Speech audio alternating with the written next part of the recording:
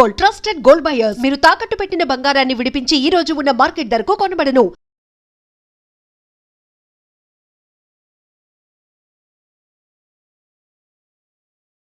అదే అందుకే మీరు ఇంత కెరీర్ ఇంతకాలం కొనసాగి ఏమైనా అనండి మీరు నిజం చెప్పాను. అదే ఆ తర్వాత మిమ్మల్ని చిరంజీవి గారు కూడా అడిగారు కదా, ఏదో నా మీద ఏదో జోక్ వేసావంటే చెప్పు నువ్వని. ఆయన మీద ఏం జోక్ స్టోర్పురం పోలీస్ స్టేషన్ మీద. అదే 2 వరస్టపురం పోలీస్ స్టేషన్ అన్నాను. అది కేసు రామారావుతోనే అన్నాను. ఆయన కూడా దాకా ఇద్దరు ఉన్నాను విన్నారు. 2 వరస్టపురం పోలీస్ స్టేషన్ ఎట్ట ఉంది అంటే 2 వరస్టపురం పోలీస్ స్టేషన్ అంటే సరే నవ్వుకుంటారు కదా. అదే అండి నవ్వు. ఇప్పుడు ధైర్యం కూడా ఉండాలి ఆ మాట చెప్పడానికి.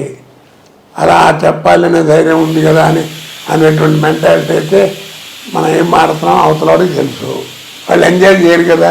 కానీ ఇప్పుడు మీరు ఇంత సాత్వికంగా ఇంత సహజ సిద్ధంగా మాట్లాడే ఒక పరిపూర్ణమైన వ్యక్తి, నటుడుగా కూడా అందరూ ఒప్పుకుంటారు. కానీ ఒక టైంలో ఇండస్ట్రీలో మీరు ఎవరినో చాలా పెద్ద వ్యక్తుల్ని సినిమా ఇండస్ట్రీలో దూషించారని, మిమ్మల్ని బాయ్కాట్ చేయాలని అందరూ నిర్ణయం తీసుకున్నారని, తర్వాత ఆ నిర్ణయం తీసుకున్న మర్నాడే మీరు గణేష్ సినిమాకి బుక్ అయ్యారని అప్పుడు ఆ టైంలో ఇండస్ట్రీలో మాట్లాడుకున్నారు. ఇది నిజమేనా?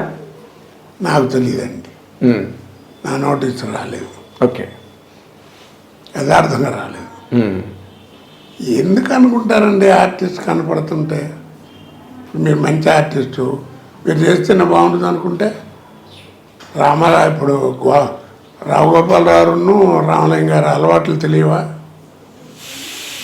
వాళ్ళు ఎంత జాగ్రత్తగా రాఘవేంద్ర గారు వాడేవారు షూటింగ్లో, ఏమంటారు? అవును. మరి శాటిలైట్ చేస్తే 3 పోద్ది. అలాగా ఎందులేప అనుకున్నట్టు అదేలేండి అవసరం ఉండొచ్చు. ఇప్పుడు తర్వాత ఏమో నా బిహేవియర్ అలా ఉందేమో, ఏం చెప్పగలను. అదే అప్పుడు బాగా చాలా హాట్ టాపిక్ నడిచింది. చాలా విన్నానండి నేను నా గురించి. ఏమిటి విన్నారు ఒక్కటి చెప్పండి. అతి వరస్ట్. ఇందాక మీరు అన్నట్టుగా బాగా తాగుతాడు, బాగా తిరుగుతాడు. అదే ఉందిలేండి, కామన్ సినిమా యాక్టర్స్ కి ఊరికే కూడా అంటారు మాటలు, కానీ అది పెద్ద నాకు అంతకంటే నా మీద ఓకే ఏదో ఉన్నమాట మొహం మీద మాడతాడు, వెనక ముందు చూసుకోడు, ఆయన చెప్పదలుచుకుని చెప్తాడు, ఇవే తప్ప. అదేలేండి. అయితే మీరు ఒక స్టేట్ బ్యాంక్ ఎంప్లాయీగా కనుక ఉంటే మీరు ఇంత సంపాదించలేకపోయేవారు, ఇంత పేరు ప్రతిష్టలు వచ్చేవి కావు. మీరు రెమ్యూనరేషన్ విషయంలో ఎప్పుడైనా ఇండస్ట్రీలో డిమాండ్ చేయడం, దానివల్ల అవతల వాళ్ళు ఇబ్బంది పడడం అలాంటివి ఏమైనా జరిగాయండి? మీరు ఎప్పుడన్నా విన్నారా? అసలు వినలేదు కాబట్టి అడిగాను. అడగలేదు కాబట్టి మీరు అడిగారు నన్ను. ఎప్పుడు డబ్బు ఇస్తే కానీ డబ్బింగ్ చెప్తాను, నాకు ఇంత ఇస్తే కానీ చేయను చెప్పమని నన్ను ఎవరన్నా.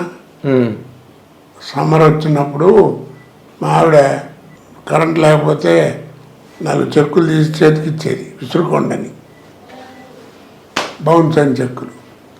చెప్తున్నా ఇవన్నీ నాకు ఇప్పుడు కనుక తలుచుకుంటే ఆ రోజుల్లో ఉన్న మనీ వాల్యూకి కనీసం నాకు ఒక 30 lakhs దాకా రావాల్సి ఉంటుంది. ఆ రోజు డినామినేషన్ వాల్యూ ప్రకారం అంటే ఇప్పుడు ఎంత అండి? ఏమో ఎంత ఉంటుందో, 3 crores ఉండొచ్చు. 10 రెట్లనే ఎక్కువ ఉంటుంది. బాగా చాలామంది అండి. సార్ మీ కెరీర్లో ఒక 3 కోట్లు నష్టపోయారు అనమాట మీరు. ఏమండి అది పట్టించుకోలేదు కాబట్టి భగవంతుడు ఈ లైఫ్ ఇచ్చాడేమో. అదేలేండి. అయితే ఓకే, మీరు 30 లక్షలు చెక్కులు ఇచ్చి విసనకర్ర విసురుకోమని చెప్పేవారు ఆవిడని అన్నారు. కానీ మీరు బాగా సక్సెస్ అయ్యి ఆర్థికంగా బాగా నిలదొక్కున్న తర్వాత మీ జీవితంలో మీరు ఫేస్ చేసిన సందర్భాలు తలుచుకుంటే ఏమనిపిస్తుంది సార్? అరే నాకేదైనా కష్టం వచ్చిందనుకోండి బాధపడతా. అరే ఇంతమందికి సహాయం చేసాం, ఇంత చేసాం, భగవంతుడు ఎందుకు నన్ను ఇబ్బంది పెడుతున్నాడు, ఏం తప్పు చేయలేదే, నేను చెడిపోయిన వాళ్ళతో తిరిగానేమో కానీ నేను ఎవరిని చెడగొట్టలేదు అనే తత్వం నాది. నా బిహేవియర్ కూడా అలాగే ఉంటుంది. ఎంతమందికి నా ఫ్యామిలీ లైఫ్లో కానీ నా ఫ్యామిలీ మెంబర్స్కి కానీ ఇన్ని ల్యాక్స్ ఆఫ్ రూపీస్ ఖర్చు పెట్టాను. అది అంటే భగవంతుడు ఇవ్వబట్టి మనం ఖర్చు పెట్టామనుకో, ఆఫ్ కోర్స్ ఖర్చు పెట్టాలని మనసు ఉండాలిగా. ఇచ్చినంత మాత్రం ఖర్చు పెట్టాలని లేదు కదా. చెప్తున్నా నేను. అలాగా జీవితం అంటుంటే మా ఫ్రెండ్ ఒకరు వచ్చి టెన్షన్గా ఉందిరా జీవితం అంటే ఏంటో అని, అంటే జీవితం అంటూనే టెన్షన్ పడతా ఎందుకురా అన్న. అదేంటి అన్నాడు, దాంట్లోనే అర్థం ఉందన్న, జీవితం అనే పదంలోనే అర్థం కూడా ఉందన్న. అదేంటి అన్నాడు, రాయి తెలుస్తుందన్న. రాశాడు జీవితం అని, చివరికి ఏముందన్న, 0 ఉందన్నాడు. అదేరా జీవితం, పిచ్చి ఉన్నాడు. జీవితం చివరికి శూన్యం. పెద్దలు మహానుభావులు పోతే పూర్ణం అంటారు, నాలంటే ఆ ప్రభుడు పోతే 0 అంటారు. తేడా. లైఫ్ చివరికి అందరం చేతులు కడుక్కుని పోవాల్సిందే. అంటే ఇప్పుడు మళ్ళీ మీరే అంత బాధ్యతగా మీరే అన్ని చూసుకోవలసి వస్తుంది, మీరే దగ్గరుండి అన్ని చేసుకోవాల్సి వస్తుంది కదా ఈ ఏజ్లో, ఈ హెల్త్ కండిషన్స్లో. ఏంటి ఈ పదవి నార్మల్గా ఇంటి వ్యవహారాలు అవి నేనేం పెద్ద చూసేది లేని, పిల్లలు పెద్దవాళ్ళు అయ్యారు, వాళ్ళు చదువుకుంటున్నారు. నా అదృష్టం బాగుండి మంచి కోడలు.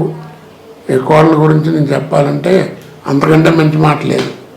మంచి కోడలు దొరికింది, నాకు ఏ ప్రాబ్లం లేదు, చక్కగా చదువుకుంది. పిల్లలు మెరిటోరియస్గా చదువుతారు. దానికి కారణం నాకేమీ తెలియదు, నేను కానీ మా ఆవిడ కానీ కాదు, అంతా అమ్మాయే. చక్కగా పిల్లల్ని చదివించుకోవడం చేయటం అన్నీ అదొక అదృష్టం. లేకపోతే ఇదంతా ఎట్లా ఉంటుంది కదా మరి. సో ఆవిడ సముద్రాలు అన్ని జాగ్రత్తగా ప్లాన్ చేసుకుంది. ప్లానే ఉంది, బయటికి ఏం ఊరికి ఎక్కడ పడితే అక్కడికి మాట్లాడటం చేయటం ఉండదు. అవును, తన పని తను దాన్ని ఏదన్నా నాకు తెలియదు, అడుగుతాను, అమ్మాయి చూడాలి, చూస్తారు, చెప్తారు, అయిపోద్ది. తర్వాత ఈ మధ్య రోజుల్లో మీరు పవన్ కళ్యాణ్ గారిని ఏదో అన్నారని చాలా పెద్ద దుమారం లేచింది. ఏమండి, పైగా మీరు చిరంజీవి గారి ఫ్యామిలీకి చాలా దగ్గర మనిషి. అసలు ఎందుకంటాను, నాకేం పని ఉంది, మరి ఎందుకు వచ్చిందంటారు? ఏదో మధ్యన అదే 100 years 100 సంవత్సరాలు రామారావు, ఎన్టీ రామారావు శత జయంతి ఉత్సవాలు జరిగాయి కదా, దాంట్లో దాన్ని ఏమంటారు, జీవిత సాఫల్య ఏదో అది మొత్తానికి ఇచ్చారు. దానికి రామారావు ఫ్యామిలీ చాలా మంది వచ్చారు. వారి పెద్దమ్మాయి గారు కూడా వచ్చి నన్ను పర్సనల్గా పలకరించడం, బాగున్నావు బాబు, మంచి యాక్టర్ అని దీవించడం చేయటం అన్నీ జరిగినాయి. అప్పుడు నన్ను మాట్లాడమంటే ఒక మాట చెప్పాను. ఇప్పుడు రామారావు గారు అదే కారణ జన్ముడు ఇవన్నీ మాట్లాడుతూ, ఆ రోజుల్లో రామారావు కానీ నాగేశ్వరరావు కానీ కృష్ణ గారు కానీ ఎవరైనా సరే రెమ్యునరేషన్ ఎంత తీసుకున్నారో ఈ రోజుకు ఎవరికి తెలియదు. నిర్మాతలు కూడా పెద్ద సినిమాలు తీస్తే భారీ వర్ణ చిత్రం అనేవారు, అంతేగాని ఇంత ఖర్చు అయింది ఇంత పెట్టామని ఎవరు చెప్పేవారు కాదు. ఇప్పుడు ఏమిటో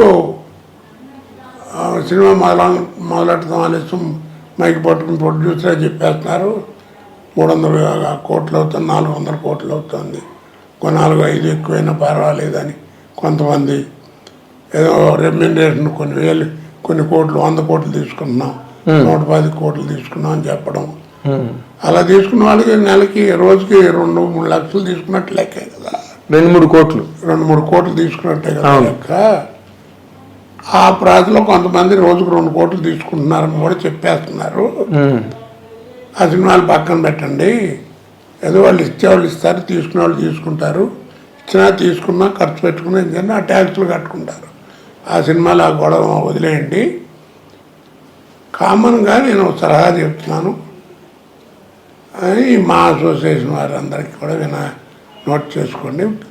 గవర్నమెంట్కు లెటర్ రాయండి మన తరఫు నుంచి, ఏమని భారీ సినిమాలు వాళ్ళు ట్యాక్సులు కట్టడం ఇవన్నీ పక్కన పెట్టేయండి, చిన్నవాళ్ళు నటులు బతకడం కష్టం అవుతుంది కాబట్టి 10 కోట్ల లోపల సినిమా ఎవరన్నా తీస్తే అది కూడా ఎవరు తీయాలి, ఎవరిని వేట, మొత్తం తెలుగు నటీనటులు, తెలుగు సాంకేతిక నిపుణులు పనిచేసేవాడు. అంటే మరే భాష నటినట్లు ఉండకుండా సాంకేతిక నిపుణులు ఉండకూడదు, మొత్తం తెలుగు వాళ్ళనే పెట్టుకుని నటీనటులు సాంకేతిక నిపుణులు పనిచేసేవాళ్ళు అందరూ తెలుగు వాళ్ళనే పెట్టుకుని తెలుగు రాష్ట్రాల్లోనే తీసిన తెలుగు సినిమాకి ఇది వర్తిస్తుందండి.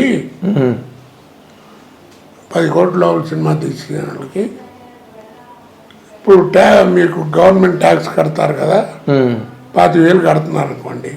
అలాంటి వాళ్ళకి ఎవరికి కూడా మీరు క్యాష్ ఇవ్వద్దు ఎవరికి. నా సలహా ఏంటంటే 25,000 కట్టే బదులు 15,000 కట్టమనండి. 10,000 వాళ్ళకి దాంట్లో రాయితీలు ఇవ్వండి. అలాగే సినిమా థియేటరు, ఇలాంటి సినిమాలు ఆడిన థియేటర్లో వాళ్ళు 25,000 కడుతున్నాను, 10,000 15,000 తీసుకోండి కట్టమనండి. అలాంటి రాయితీలు ఇవ్వండి. తర్వాత గవర్నమెంట్కి సంబంధించినటువంటి ఎన్విరాన్మెంట్స్, లొకేషన్స్ ఏవైనా సరే ఉభయ రాష్ట్రాల్లో తీస్తే వాటికి మేము ఏమి రెంట్లు ఛార్జ్ చేయం, ఫ్రీగా ఇస్తాం,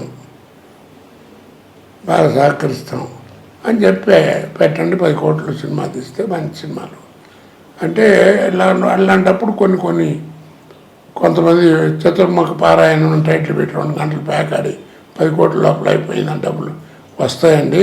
అలాంటి వాడికి లేకుండా ఉండటం కోసం మీరే నిర్మాతల్లో ఒక నిర్మాత, మంచి నిర్మాతని మీ దృష్టిలో ఉన్నవాళ్ళు, అలాగే దర్శకుల్లో, రచయితల్లో, కెమెరామెన్లో, డాన్స్ డైరెక్టర్లో, ఫైటర్స్లో అలాగా ఒక కమిటీని ఫారం చేయండి, సెలెక్ట్ చేసి.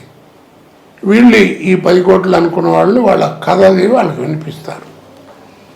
వాళ్ళు అది విని అది 10 కోట్లలో సినిమా మంచి సినిమా అని సర్టిఫికెట్ ఇస్తారు.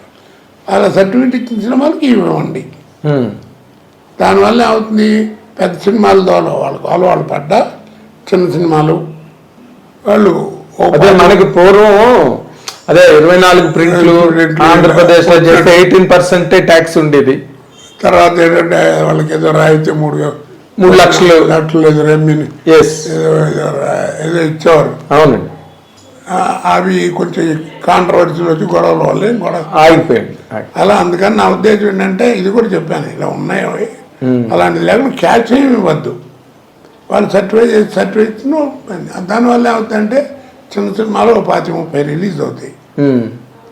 సినిమా వస్తుంది. పెద్ద సినిమాలు ఆ దారి దాంట్లో వేషాలు వస్తే కూడా వేసుకుంటారు. ముందు మామూలుగా కాస్త వేషాలు లేక ఇబ్బంది పడే మూవీ ఆర్టిస్టుల మెంబర్లలో వాళ్ళకి నెల 7 ఒక 10-12 రోజులు పని దొరుకుతుంది. ఏదో హాయిగా సంపాదించుకుంటారు, విసిరి బట్టలు వేసుకుని చక్కగా సినిమా యాక్టర్లాగా దొరుకుతారు. గొడవ ఉండదు, టాలెంట్ ఎక్కడికి పోదు, పాడైపోదు. చెడాలు వాటిలో ఇవన్నీ వచ్చి పాడైపోతాయి. కాబట్టి సాయం చేయండి అని చెప్పి ఒక లెటర్ రాయండి, అందరూ హాయిగా బతుకుతారు అన్నాను. దాంట్లో నేనేంటంటే రోజుకు 2 కోట్లు తీసుకున్నాను కొంతమంది చెప్తున్నారు అన్నాను. అది పవన్ కళ్యాణ్ గారు ఏదో అన్నారట మీటింగ్లో, నేను రోజు 2 కోట్లు తీసుకుంటానండి. దానికి దీనికి లింక్ పెట్టారు. 2 కోట్లు అన్నాడు పవన్ కళ్యాణ్ దృష్టిలో పెట్టుకుని. దాంతో ఏదో సోషల్ మీడియా ఏదో అంటారు కదా, దానికి ఆయన ఏదో మళ్ళీ ఫోన్ చేసి మాట్లాడినట్టు, కేకలు వేసినట్టు ఏదో పెట్టారు ఇష్టం వచ్చినట్టు. నేను అన్నాను, ఏం తప్పేం, నేను ఆయన పోని అన్నారు కదా, ఆయన అన్న మాట నేనేమనలేదు కదా, ఆయన అన్నారని ఆయన అంటున్నారు. అదే అనని మాట నేనేమనలేదు కదా, ఆయన అన్నమాటే అన్నాను అనుకోండి, పోని ఆయన అన్నా కానీ తప్పే ఉందంటూ. వాళ్ళు ఎందుకు తీసుకున్నారో లేదు, ఆపి సినిమాలు వదిలేండి, వాళ్ళు పడతారు, ఈ సినిమాలు ఇలా ఉంటాయని చెప్పాను. దానికి ఏంటి, నాకు చాలా మంది ఫోన్ చేశారులేండి. తిట్టారా ఫోన్లు చేసి? ఏదో మేము ఆయన ఫ్యాన్స్, పవన్ ఇట్లా అంటారా, మీ సంగతి చూస్తాం అలా ఇలా అని. సరే నేనేమనలేక ఆయనకి లేని చెప్పి మీకు ఎందుకు అని ఉండేవాడిని. అంతే కదా, అంతేలే. నిజంగా ఆయన బాధపడి ఉంటే ఆయన ఫోన్ చేసి కొత్త అన్నా నేను, ఏం కోట గారు వాళ్ళని సరే తొందరపడి మాట, అందరు ఫ్యాన్స్ అందరు గొడవ చేస్తున్నారండి. చాలా సాఫ్ట్ పర్సన్ కదా పవన్. సరే చెప్తారు కదా. అవును. మరి ఇంకే మీకు ఆయనకి బాగా ఎన్ని సినిమాలు, గోకులం సీత దగ్గర నుంచి, అక్కడమ్మాయి ఇక్కడబ్బాయి దగ్గర నుంచి, అవును చాలా సినిమాలు చేశారు కదా కాంబినేషన్. ఎందుకంటే గబ్బర్ సింగ్ ఎంత అయ్యో బ్రహ్మాండం, మీరు అందులో పాట కూడా పాడారు కదా. మరి అది ఊరికే ఇవ్వండి, వచ్చిన తర్వాత ఏదో లేదు. నిన్నటి నుంచి 2-3 ఫోను, ఏదో పేరు రెడ్ టీవీ అంటాడు ఒకడు, బ్లూ టీవీ అంటాడు ఒకడు, ఏదో కొత్తగా వచ్చిన టీవీ అండి ఇంటర్వ్యూలు కావాలి. ఏంటంటే పుట్టినరోజు కదా ఇంటర్వ్యూ. ఏముంది పొలిటికల్ ఏం కూడా ఉండదండి. మీ కెరీర్ గురించి, నా కెరీర్ గురించి నువ్వు చెప్పేది తెలియని వాడెవడు? తెలిసిన వాడే ఏదైనా క్వశ్చన్ ఇదిగో ఇబ్బంది పడ్డారట, ఇబ్బంది అప్పుడు అలా జరిగింది, ఇప్పుడు ఎలా జరిగింది అని అడుగుతారు. మీకు మీరేం అడుగుతారు నన్ను? నేనేం చెప్పాలి? మీ మొదటి సినిమా ఏంటి, ఎప్పుడు వచ్చారు, ఎన్ని వెళ్ళింది, ఇప్పుడు ఎన్ని సినిమాలు చేశారు, ఇవే కదా అది. ఎందుకంటే అంటే కొత్త వాళ్ళకి తెలియదు కదా మీ కెరీర్, వాళ్ళు అక్కడి నుంచి స్టార్ట్ చేస్తారు. వాళ్ళు ఎవరికన్నా తెలియదు, జనానికి తెలిసినప్పుడు అఫ్ కోర్స్ ఇంకా నా లైఫ్ ఓపెన్ అయిపోయింది, జనాలకి అందరికీ తెలుసు.